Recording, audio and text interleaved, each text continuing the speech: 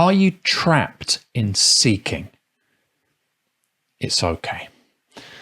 I know what it feels like to constantly be going round and round as if you're stuck in this. Like, you've seen through the illusion, right? You feel like the world or the life that everyone else is living is not quite real. It's not the truth. So you've had a glimpse, but you've not quite seen the full truth. Like, you're still seeking something like final, like disappearance, or a final grand amazing experience to finally break through.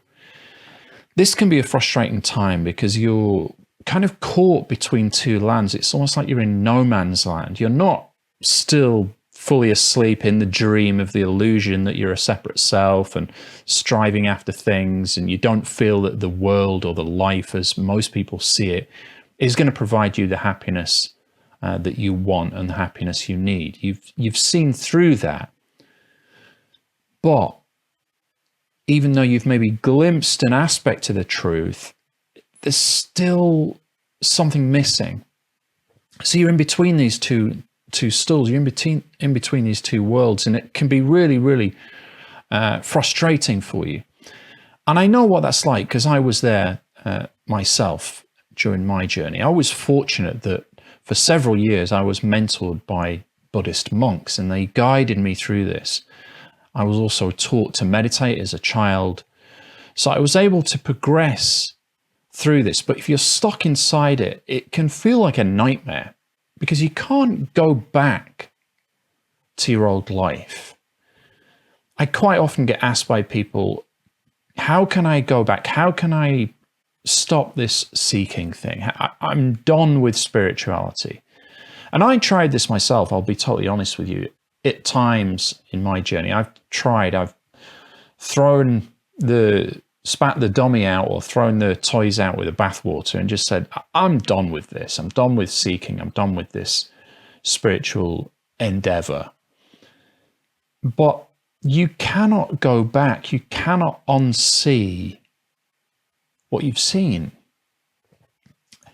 And they don't tell you this in advance. The spiritual teachers don't warn you of the true implications of this to the identity, to the separate self, to the person.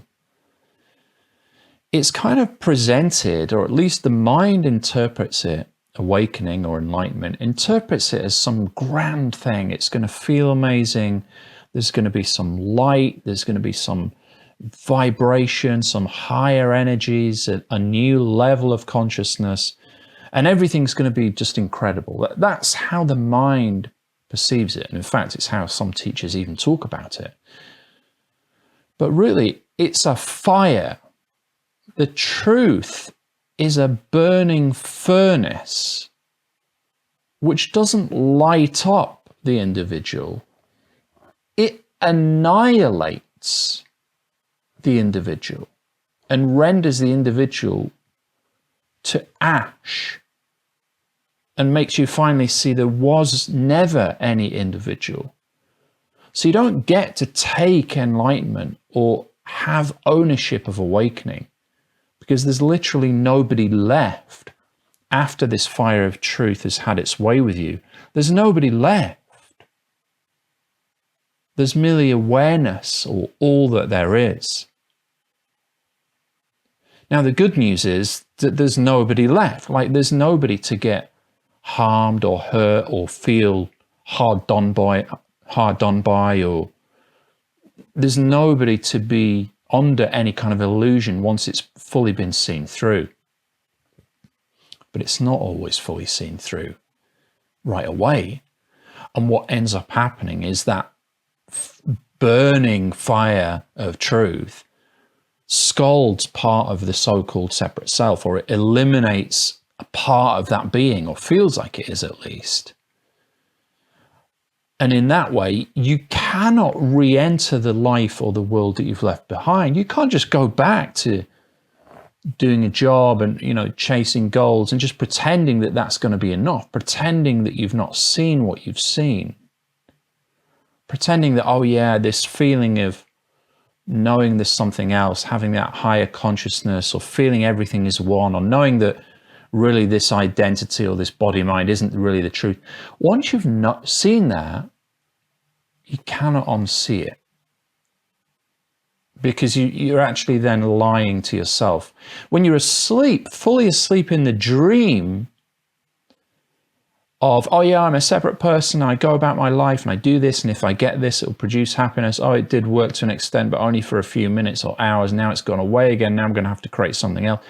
Once you've seen through that, you can't go back and live that. You can try, and I've tried, I know many people have tried, turning their back on spirituality and just say, oh, well, just forget it. I'll just go back to what I was doing, and I'll get my kicks or my enjoyment or my energy for life or my happiness. I'll get it that way. But it's completely empty. Nothing tastes the same. Those little wins, when you get them, taste of fakeness, because you've seen the deeper truth. You've already been burned by that fire of truth. So in this time, it can be very depressing. It can be very demoralizing. Some people refer to this as the dark night of the soul, where you feel you cannot get answers from spirituality. You're not having a breakthrough there. You're not getting the happiness that you feel you need and want, and that you truly deserve in the dream world of, identity, separate person, chasing goals, materialism. You're not getting it from there either. So it's this dark night of the soul where you just question everything. What's the point? What's even the point of continuing this anymore? Continuing to try and seek. But there is a middle path here, a pathless path. Not seeking happiness through materialism and objects, and trying to fill that void with that method, nor trying to fill the void with spirituality and saying, well, if only I had this breakthrough, one more video, one more retreat, one more book, one more meditation, one more spiritual experience, and I'll break through, I'll push beyond that threshold. But both of these are coming from the same place. They're both coming from a sense of lack, and a sense that something has to change from now to get to some future place. The materialism route is, I lack something now, so I'm going to have to work and do this and do this and do that to get this, this and this, and therefore that's going to fulfill it. And the spiritual is very similar. It's just a subtle difference that you sense something that you're lacking a breakthrough, an understanding, a truth, a meditation, an experience. And if you keep going in the spiritual channel, you'll get that, and that will fill that void. But neither of them work. The void is what you are. You need to fall into the void, not avoid the void. And this is not an activity for the mind. The mind might hear these words and say, well, okay, great. How do I fall into the void? How do I not avoid the void? It's not a mental exercise. It's not something a person can do. And this is why it's frustrating for the person. It's a paradox. The person wants to fill the void and creates multiple actions to try and do that.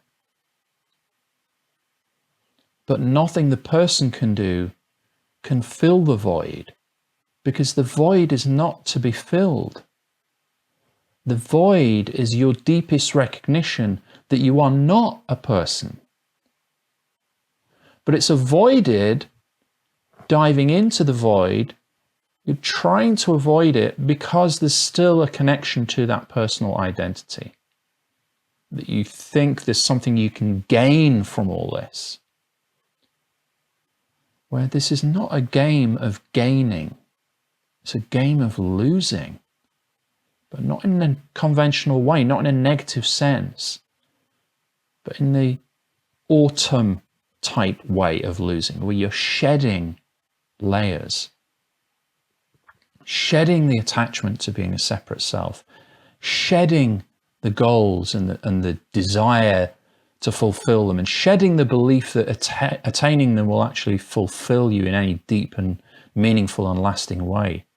Shedding the belief that spirituality is the answer that you've been seeking, or shedding the belief that there's one thing that you're missing. So losing all of these layers, piece by piece by piece. So not gaining more stuff in the material sense, and not gaining more knowledge or experience in the spiritual sense, but losing it all. Being prepared to lose it all and fall into the void that you already are. And that's not done on a personal level. It's done through grace. But the dark night of the soul and this oscillation between the materialism, living the dream, and then trying to seek the truth, going back and forth, seems to accelerate the opening for grace to occur.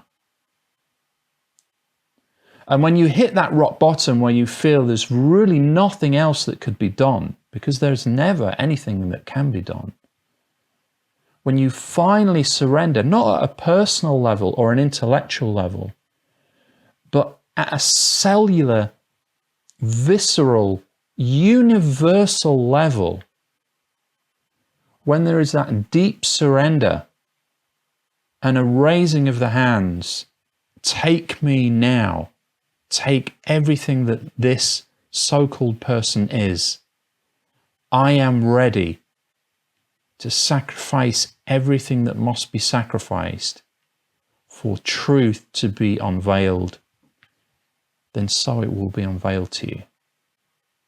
So explore if there are any places, any spots of resistance, subtle resistance, subtle seeking for something other than what is, whether that's in the materialist realm or the spiritual realm, and recognizing that everything that is happening, even if it feels incredibly difficult, and that you're being torn apart between these two worlds, it is part of the path that will ultimately burn all paths, burn all seeking, burn all understanding. So you're left purely as the peaceful, undisturbed void that was here and is here right now.